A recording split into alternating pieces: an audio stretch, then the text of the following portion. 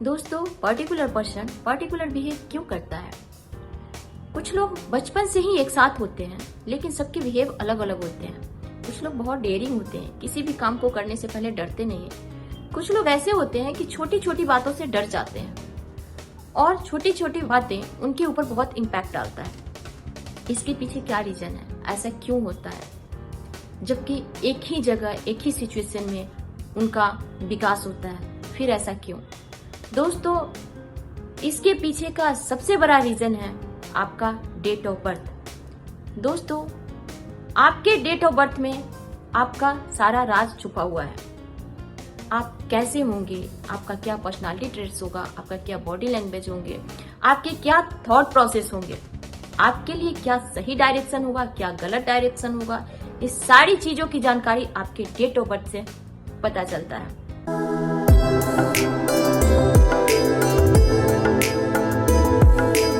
नमस्कार दोस्तों, जय गुरुदेव। मैं समिता सिंह, न्यूमरोलॉजिस्ट, आप सबको फिर से वेलकम करती हूँ अपने चैनल न्यूमरो ऑन में। दोस्तों, 81 कॉम्बिनेशन का मेरा ये सीरीज चल रहा है, जिसमें आज मैं आप सबसे डिस्कस करूंगी मूलांक 4 और भाग्यांक 7 के बारे में। कौन होते हैं मूलांक 4 और भाग्यांक 7 वाले पर्सन? तो दोस्तों, मैं थोड़ा सा ब्रीफ कर दूं कि जिनका भी डेट ऑफ बर्थ है 4, 13, 22 और 31, उनका मूलांक हो गया 4। और date of birth, month and year को कैलकुलेट करके हम सम टोटल करते हैं और उसे हम 1 डिजिट पे लाते हैं। अगर 7 आ रहा है तो भाग्यांक हो गया 7। एक एग्जाम्पल से समझते हैं। अगर किसी का डेट ऑफ बर्थ है 22, 4, 1997, अगर हम इसको कैलकुलेट करते हैं तो मूलांक 4 और भाग्यांक 7 आ जाता है। कैसे होते हैं ये लोग? इनके लिए क्या सही है? इनका बॉडी लैंग्वेज क्या कहता है? इनके लिए क्या गलत है? किस डायरेक्शन में इन्हें जाना चाहिए? इन सारी विषयों पे डिस्कस करूंगी, तो जुड़े रहिए। दोस्तों, नंबर 4 जिसका रूलिंग प्लैनेट है राहु और नंबर 7 जिसका रूलिंग प्लैनेट है केतु। दोस्तों, राहु और केतु के लिए एक कहानी प्रसिद्ध है कि जब समुद्र मंथन हुआ था तो श्री हरि विष्णु अमृत बांट रहे थे देवताओं के बीच में। तो राहु नामक राक्षस देवताओं के बीच चुपके से जाके बैठ गया। श्री हरि विष्णु को पता चल गया। उन्होंने राहु का गला काट दिया। तो जो ऊपर का पार्ट था वो बन गया राहु और जो बॉडी था यानी कि धड़, वो बन गया केतु। तो दोस्तों, नंबर 4 यानी कि राहु, वो क्या है? माइंड है, डिल्यूजन है, डेविल है। ऐसे पर्सन बहुत ऑर्गेनाइज्ड होते हैं, लेबोरियस होते हैं, रिजिड होते हैं और इनका माइंड बहुत शार्प होता है। लेकिन जो बॉडी है, जो धड़ है यानी कि नंबर 7, वो दिल से सोचते हैं, उनके पास दिमाग नहीं होता है। लेकिन यहाँ पे 4 और 7 दोनों साथ में है तो पूरी बॉडी कंप्लीट हो रही है। तो दोस्तों, ऐसे पर्सन कैसे होंगे? ये ऑर्गेनाइज्ड होंगे, सिस्टमैटिक होंगे, लेबोरियस होंगे, स्टबर्न भी होंगे। लेकिन साथ में नंबर 7 है तो इनके अंदर एक फियर भी होगा किसी भी चीज के लिए। ये इंटरनल दुनिया से कनेक्ट होने की भी कोशिश करेंगे। केतु है जो इंटरनल दुनिया से कनेक्ट करती है। दोस्तों, ऐसे पर्सन इंट्यूटिव भी होते हैं। नंबर 4 वाले को भौतिक चीजें बहुत सारी चाहिए, उनको भूख होती है मटेरियलिस्टिक चीजों की। और नंबर 7 जो कि डिटैचमेंट का भी नंबर कहा जाता है, किसी भी चीज में मन को लगने नहीं देता है, टिकने नहीं देता है। इन्हें इंटरनल नॉलेज चाहिए। हर समय मन उनका कुछ ना कुछ ढूंढते रहता है, सर्च करता है कि मुझे कुछ तो चाहिए। तो नंबर 7 वाले बहुत इंट्यूटिव होते हैं और नंबर 4 वाले को मटेरियलिस्टिक चीजें बहुत चाहिए और वो मेहनत करते हैं तो उन्हें मिलता भी है।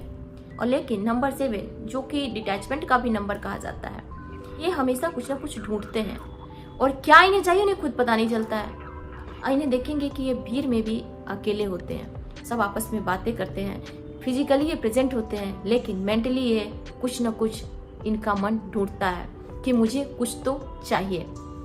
नंबर 4 है तो इन्हें बहुत सारी चीजें चाहिए। इन्हें जीवन में आगे बढ़ना है, अपना नाम कमाना है, इन्हें पैसे चाहिए, गाड़ी चाहिए, घर चाहिए, सब कुछ चाहिए। लेकिन नंबर 7 कहता है कि बैलेंस करो, रुको, तुम्हें ये सब चीजें कुछ नहीं चाहिए। आगे तो बढ़ता है इंसान, लेकिन कहीं ना कहीं उनका मन करता है कि इन चीजों का क्या करना है, इन चीजों से क्या लेना है, क्या ये हमें सुख देगी। दोस्तों, ये फाइट इंटरनल होते रहता है। दोस्तों, ऐसे पर्सन को रिलेशनशिप का भी इशू हो सकता है, क्योंकि नंबर 7 वाले को रिलेशनशिप का इशू होता ही है। नंबर 7 वाले लोगों की दिल से बहुत हेल्प करते हैं, बहुत जल्दी विश्वास भी कर लेते हैं, लेकिन इन्हें धोखा मिलता है। ये किसी दूसरे की गलती नहीं होती है, ये इनके साथ होना होता है, इसलिए ऐसा होता है। दोस्तों, इनको बहुत सारे लोग समझते भी नहीं है, ये चुप चुप रहते हैं, भीड़ में अकेले रहते हैं, इसलिए लोग इन्हें घमंडी समझ लेते हैं। दोस्तों, अगर इनका नेम बैलेंस नहीं हो तो ये बहुत स्ट्रगल करते हैं, बहुत परेशानियां आती हैं। एक तरफ तो रिजिड होकर के बहुत सारी चीजों की प्राप्ति के लिए आगे बढ़ते हैं, दूसरी तरफ मन इनका खींच लेता है कि तुम्हें ये सब चीजें नहीं चाहिए। बहुत सारी चीजें प्राप्त करने के बावजूद भी इनका मन कहता है कुछ तो चाहिए, और इन्हें कुछ खुद पता भी नहीं चलता है। दोस्तों, तो इन्हें क्या चाहिए? Internal knowledge. इनको कनेक्ट होना है अपने आप से। अगर ये मेडिटेशन करते हैं तो इनके लिए बहुत बढ़िया रहेगा। मेडिटेशन करेंगे उतना ही अपने आप से कनेक्ट होंगे और इनको चीजें क्लियर होगी। दोस्तों, ऐसे पर्सन कंफ्यूज भी होते हैं, इनके अंदर एक फियर भी होता है कि क्या करें नहीं करें, कोई मुझे डायरेक्शन दे जिससे मैं आगे बढ़ सकूं। उनका माइंड कहता है नहीं, मुझे किसी की कोई जरूरत नहीं है, मैं खुद इतना कैपेबल हूँ कि मैं सब कुछ कर सकता हूँ या कर सकती हूँ। लेकिन इनका दिल कहता है मुझे हेल्प की जरूरत है, मुझे एक डायरेक्शन चाहिए, मुझे कुछ तो चाहिए जो मुझे नहीं मिल पा रहा है। और एक फियर बना रहता है फेल्योर का, कहीं अगर मैं आगे बढ़ूं, ये काम नहीं हो पाए तो मैं क्या करूं। लेकिन अगर इनका नेम बैलेंस है तो सारे इमोशंस को साइड करके ये बहुत आगे जाते हैं, बहुत ग्रो करते हैं। दोस्तों, अमित शाह जी, उनका भी मूलांक है 4 और भाग्यांक है 7, और उनका नेम बैलेंस है, इसलिए वो काफी ग्रो कर रहे हैं। नेम बैलेंस होना बहुत जरूरी है। आपके जितने भी नंबर है जो आपसे कनेक्टेड है, अगर वो सही हो जाता है तो आप बहुत ग्रो करते हैं। दोस्तों, आपका दिमाग भी चलता है और आप दिल से भी काम लेते हैं। दोस्तों, आप बैलेंस्ड पर्सन होते हैं। लेकिन अगर नेम बैलेंस नहीं है तो हो सकता है कि लाइफ में कंफ्यूजन हो, कुछ समझ में नहीं आए कि क्या करें नहीं करें, किसी को कभी कुछ बोल देना, किसी को समझ में नहीं आना कि मुझे क्या बोलना है, क्या करना है, कुछ नहीं समझ में आना। आप अपने नेम को बैलेंस कीजिए। ऐसे पर्सन को हो सकता है अगर नेम बैलेंस नहीं हो तो डिप्रेशन का प्रॉब्लम हो और लाइफ में कंफ्यूजन ही हो, वो कुछ भी करना चाह रहे हो कुछ और हो रहा हो कुछ। हो सकता है कि इन्हें डायरेक्शन ना मिले, जो चीज करना चाह रहे हैं उन चीजों में उनको धोखा मिले। तो आप अपने नेम को सही कीजिए, सिग्नेचर को सही कीजिए, आपसे जो भी नंबर कनेक्टेड है उन सबको ठीक कीजिए। दोस्तों, आपके लिए जो लकी नंबर है वो है 1, 3, 5, 6 एंड 7, और आपके लिए जो बर्डेबल नंबर है वो है 2, 4, 8 एंड 9। दोस्तों, आपके लिए जो लकी डेज है वो है Sunday, Wednesday, Thursday and Friday. आपके लिए जो अनलकी डेज है वो है सैटरडे एंड ट्यूसडे। दोस्तों, अगर आपकी लाइफ में किसी तरह की परेशानियां हैं तो किसी अच्छे न्यूमरोलॉजी से कंसल्ट करके अपने वाइब्स को चेंज करें और जीवन में आगे बढ़ें। अगर आप मुझसे कंसल्ट करना चाहते हैं तो मेरा नंबर दिया हुआ है, आप मुझसे भी कंसल्ट कर सकते हैं। दोस्तों, आपके लिए जो हेल्पफुल टिप्स है, आप सूर्य को जल दें और डॉग को फीड कराएं। दोस्तों, अगर आप मेरी बातों से रेजोनेट कर पा रहे हैं तो मेरे चैनल को सब्सक्राइब कर लीजिए, वीडियो को लाइक कर दीजिए और कमेंट करके जरूर बताइएगा। तो फिर मैं मिलती हूँ नए नॉलेज के साथ नए वीडियो में। तब तक के लिए धन्यवाद। जय गुरुदेव, टेक केयर।